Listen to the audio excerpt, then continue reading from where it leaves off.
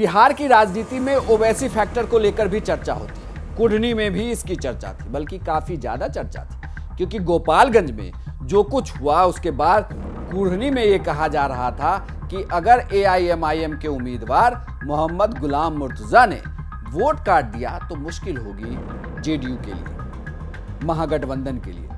लेकिन नतीजे क्या आए? बीजेपी यहां चुनाव जीत गई। तो ऐसा क्या हुआ कि गुलाम मुर्तजा यहां पर वोट नहीं काट पाए? नमस्कार, मैं हूं इंद्रमोहन, आप देख रहे हैं बिहार तक। दरअसल इसके पीछे की अगर आप राजनीतिक जानकारों से बात करें तो उनका कहना है कि लगातार बिहार के चुनाव में अगर आप सीमांचल के क्षेत्र को छोड़ दें तो दूसरे जहां पर उपचुनाव हुए और एआईएमआईएम ने अपना उम्मीदवार दिया, दरअसल एआईएमआईएम के मजबूत उम्मीदवारों की वजह से, या उम्मीदवार इतने मजबूत उन्होंने उतारे कि उनको अपना वोट बैंक में उन्हें दिक्कत नहीं हुई। गोपालगंज में भी कुछ ऐसा ही हुआ। लेकिन कुढ़नी में क्या हुआ? मोहम्मद गुलाम मुर्तजा क्यों नहीं अपनी बात समझा पाए, या ओवैसी का मैसेज जनता तक क्यों नहीं पहुंचा, जबकि गोपालगंज में ऐसा हो गया था? दरअसल इसके पीछे की वजह कही जा रही है कि एक तो मोहम्मद गुलाम मुर्तजा का चुनावी मैदान में उतरना।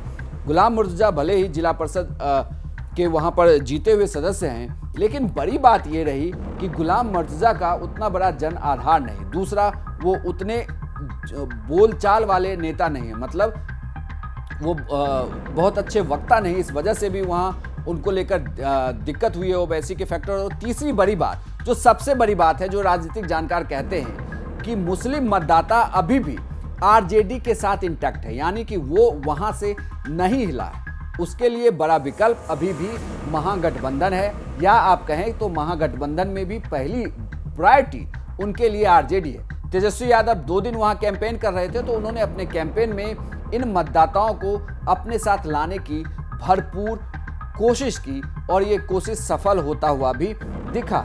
लेकिन फिर ऐसे में सवाल उठता है कि फिर भी ये मतदाता अगर गए तो गोपालगंज में सेंधमारी हुई, तो कुढ़नी में क्यों नहीं हुई?